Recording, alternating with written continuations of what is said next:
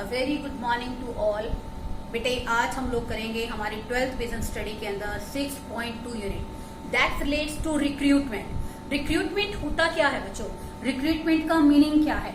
Recruitment होता है बेटे भर्ती करना, यानी कि बेसिकली रिक्रूटमेंट एक ऐसा प्रोसेस है जिसके अंदर हम लोग ऑर्गेनाइजेशन से बाहर जितने भी हमारे पास अल्टरनेटिव ऑप्शंस हैं, एक्सपीरियंस्ड लोग हैं, जितने भी कॉम्पिटेंट एम्प्लॉयज हैं या कॉम्पिटेंट एप्लीकेंट्स हैं, उनको ऑर्गेनाइजेशन की तरफ अट्रैक्ट करते हैं ताकि हमें एक कॉम्पिटेंट एम्प्लॉय हमारी ऑर्गेनाइजेशन के लिए प्रोवाइड हो सके।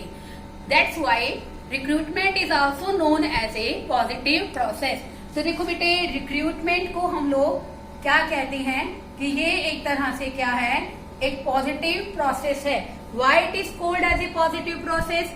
Because in a recruitment, more and more people are attracted to give their resume to the company so that company is able to recruit a competent employee for an organization.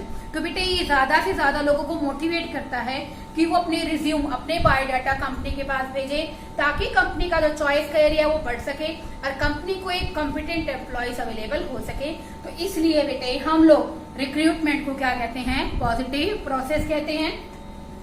And selection, selection क्या है बच्चों? जितने भी employees हमारे पास available है उनमें से अपनी आवश्यकता के अनुसार जो हमें लगता है कि हमारी पोस्ट के अकॉर्डिंग, उसकी जो नेचर है, उसकी जो क्वालिफिकेशन है हमारी पोस्ट के अकॉर्डिंग है, उनको हम लोग सिलेक्ट कर लेते हैं और बाकियों को हम लोग क्या कर देते हैं? छोड़ देते हैं। उनको हम लोग क्या कर देते हैं बच्चों? रिजेक्ट कर देते हैं। तो बेटे so we can say that कि रिक्रूटमेंट क्या है? एक पॉजिटिव प्रोसेस है क्योंकि ज्यादा से ज्यादा लोगों को मोटिवेट करता है ऑर्गेनाइजेशन की तरफ। जबकि सिलेक्शन क्या है? एक नेगेटिव प्रोसेस है। जो एप्लीकेंट्स हमारे ऑर्गेनाइजेशन से मैच नहीं करेंगे, हमारे ऑर्गेनाइजेशन की नेचर से उनकी नेचर मैच नहीं करेगी, उनकी कैपेबिलिटीज मैच नहीं करेगी, उनका एक्सपीरियंस मैच नहीं करेगा, जिनकी क्वालिफिकेशंस मैच नहीं करेगी, उनको हम लोग एक रिग्रेट लेटर के थ्रू क्या कर देते हैं? रिफ्यूज कर देते हैं। तो सिलेक्शन एक नेगेटिव प्रोसेस है। That's another topic from that chapter. And recruitment क्या है? पॉजिटिव प्रोसेस है। Now come to the definition of recruitment process. Recruitment क्या है? एक प्रोसेस है सर्चिंग द प्रोस्पेक्टिव एम्प्लॉयज। ये प्रोस्पेक्टिव क्या है बच्चों? भावी कर्मचारी जो एट प्रेजेंट ऑर्गेनाइजेशन के कर्मचारी नहीं है लेकिन इन फ्यूचर क्या बन सकते हैं? प्रोस्पेक्टिव एम्प्लॉयज बन सकते हैं ऑर्गेनाइजेशन के। एंड स्टिम्युलेटिंग देम, और उनको स्टिम्युलेट करना, हर तरह से उन्हें प्रेरित करना, मोटिवेट करना, किसके लिए? Apply for the job in an organisation, ताकि वो हमारी ऑर्गेनाइजेशन के लिए क्या करें? अप्लाई करें। This process is known as recruitment. Recruitment क्या है बच्चों? एक प्रोसेस है जिसके अंदर हम लोग क्या करते हैं? एम्प्लॉयज को सर्च करते हैं, प्रोस्पेक्टिव एम्प्लॉयज को, और उनको स्टिमुलेट करते हैं, उनको प्रेरित करते हैं ताकि वो हमारी ऑर्गेनाइजेशन की जॉब्स के लिए क्या करें? अप्लाई करें। ओके, अब बात करते हैं हम लोग बेटे प्रोसेस ऑफ रिक्रूटमेंट। रिक्रूटमेंट का प्रोसेस क्या है? इसमें बेटा 4 स्टेप्स हैं। First one requisition of employees, second one identification of the source of recruitment, third one invitation to interested people, and fourth is preparing the list of deserving applicants. Now come to the first point of the process of recruitment, requisition of employees. क्या होता है requisition? Our recruitment process begins with the requisition of employees. तो देखो बेटे इसका मतलब क्या है? हमारा जो रिक्रूटमेंट प्रोसेस है किससे शुरू होता है? एम्प्लॉयज की आवश्यकताओं से शुरू होता है। Each and every departmental manager each and every departmental manager tells the personnel manager in which number of employees they are required in their particular department. यहाँ पर बेटे मैंने आपको पिछले स्टाफिंग का टॉपिक भी कराया था। पर्सोनल मैनेजर जो पर्सोनल डिपार्टमेंट का हेड होता है, जिसका काम क्या होता है कि जितने भी डिपार्टमेंटल मैनेजर्स हैं उनको उनकी आवश्यकताओं के अनुसार एम्प्लॉयज अवेलेबल कराना है। तो यहाँ पर बेटे पहले हर एक डिपार्टमेंटल मैनेजर क्या करता है? अपने अपने डिपार्टमेंट में उनको कितने एम्प्लॉयज की जरूरत है उसके बारे में पता लगाता है, किस पोस्ट के लिए चाहिए उसके बारे में अनुमान लगाता है। रिक्विजिशन करने के बाद वो ये सब बातें पर्सोनल मैनेजर के नोटिस में लेकर आता है ताकि क्या हो सके, पर्सोनल मैनेजर अपने एक्सपीरियंस के बेस पे, अपनी नॉलेज के बेस पे हमें एक कॉम्पिटेंट एम्प्लॉय हमारे डिपार्टमेंट के लिए अवेलेबल करा सके। Okay, come to the second point, identification of source of recruitment. वैसे तो बेटा source of recruitments are many types but according to our syllabus source of recruitment जो है बच्चे वो दो तरह से होते हैं। First one is internal, second होता है स्टूडेंट यहाँ पर हमारा एक्सटर्नल। इंटरनल का मतलब क्या होता है, according to the knowledge, experience and wisdom of the personal manager, he और she want to identify the source of recruitment, कि रिक्रूटमेंट के सोर्सेज को आइडेंटिफाई करता है कि वो ऑर्गेनाइजेशन में किस सोर्सेज का यूज करके एम्प्लॉयज को अपॉइंट करेगा। There are two sources which are also discussed in your chapter. Two sources कौन कौन से है बच्चों, एक तो इंटरनल और दूसरा एक्सटर्नल। इंटरनल सोर्स क्या है बेटे, आप प्रमोशन कर दीजिए, कोई एम्प्लॉय वहां अच्छा काम कर रहा है, आप उसको प्रमोट कर दीजिए, अच्छा काम नहीं कर रहा है, लोअर रैंक पर उसको शिफ्ट कर दीजिए, तो बेटे वो क्या कहलाता है, प्रमोशन और डिमोशन। तो वो भी क्या है बेटे, सोर्स ऑफ इंटरनल रिक्रूटमेंट। दूसरा हो सकता है बेटे कि आप क्या करें, जो एम्प्लॉयज है, मान लो सेल्स डिपार्टमेंट में ज्यादा है, परचेज डिपार्टमेंट में कम है, तो then you can transfer the employees from sales department to purchase department. तो बेटे ये क्या है, इंटरनल मैंने इनसाइड द ऑर्गेनाइजेशन, आप ऑर्गेनाइजेशन के अंदर ही एम्प्लॉयज को रिक्विजिशन के अकॉर्डिंग एडजस्ट कर देते हो। This is known as internal source of recruitment.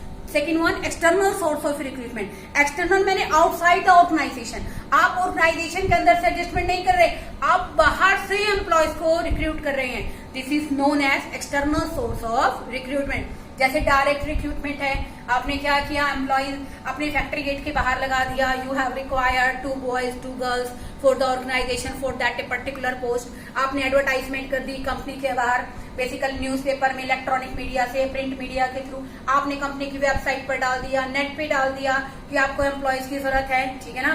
और इसके अलावा बेटे बेसिकली और भी बहुत सारे सोर्सेज होते हैं जहां पर आप लोग क्या करते हो, आउटसाइड द ऑर्गेनाइजेशन एम्प्लॉयज को रिक्रूट करते हो। तो एक पर्सोनल मैनेजर अपने एक्सपीरियंस, अपने विजडम, अपने नॉलेज के आधार पर आइडेंटिफाई करता है which source is suitable for the applicants, for the organisation. Applicants नहीं लिखेंगे आप, सोर्सेज किसके लिए ढूंढ रहे हैं, ऑर्गेनाइजेशन के लिए, तो आप ऑर्गेनाइजेशन वर्ड ही यूज करेंगे। Come to the third point, invitation to interested people.